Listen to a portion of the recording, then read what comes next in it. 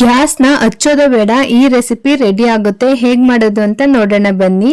ಇವಾಗ ನಾನು ಒಂದು ಬಟ್ಲಿಗೆ ಅವಲಕ್ಕಿ ಹಾಕೋತಾ ಇದ್ದೀನಿ. ನಿಮ್ಗೆ ಎಷ್ಟು ಅವಲಕ್ಕಿ ಬೇಕೋ ಅಷ್ಟು ಅವಲಕ್ಕಿನ ಹಾಕೊಳ್ಳಿ. ನಾನು ಇಬ್ಬರಿಗೆ ಆಗೋವಷ್ಟು ಅವಲಕ್ಕಿ ಹಾಕೋತಾ ಇದ್ದೀನಿ. ಇವಾಗ ಒಂದೆರಡು ಸಲ ಚೆನ್ನಾಗಿ ತೊಳ್ಕೊಳ್ಳಿ. ಅವಲಕ್ಕಿನ ತೊಳ್ಕೊಬಿಟ್ಟು ಅದನ್ನ ನೀರೆಲ್ಲ ಸಪ್ರೇಟ್ ಮಾಡ್ಬೇಕಾಗುತ್ತೆ.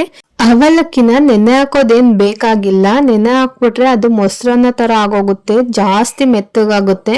ಅದಕ್ಕೋಸ್ಕರ 2 ಸಲ ಚೆನ್ನಾಗಿ ತೊಳ್ಕೊಬಿಟ್ರೆ ಸಾಕು, ಅದು ನೆಂದ್ಕೊಬಿಡುತ್ತೆ. ಇವಾಗ ನಾನು ಸಕ್ಕರೆ ಹಾಕೋತಾ ಇದ್ದೀನಿ. ಒಂದು 4 ಟೇಬಲ್ ಸ್ಪೂನ್ ಆಗೋಷ್ಟು ಹಾಕೋತಾ ಇರೋದು ನಾನು. ಇದಕ್ಕೆ ನೀವು ಸಕ್ಕರೆ ಬೇಡ ಅಂತ ಅಂದ್ರೆ ಬೆಲ್ಲದ ಪುಡಿ ಬೇಕಾದ್ರೂ ಹಾಕೋಬಹುದು. ಸ್ವಲ್ಪ ಕಾಯಿ ಹಾಕೋತಾ ಇದ್ದೀನಿ. ಈ ಮೂರನ್ನು ಚೆನ್ನಾಗಿ ಮಿಕ್ಸ್ ಮಾಡ್ಬಿಟ್ರೆ ಒಂದು ರುಚಿಯಾಗಿರುವಂತ ಸಿಹಿ ಅವಲಕ್ಕಿ ರೆಡಿ ಆಗುತ್ತೆ.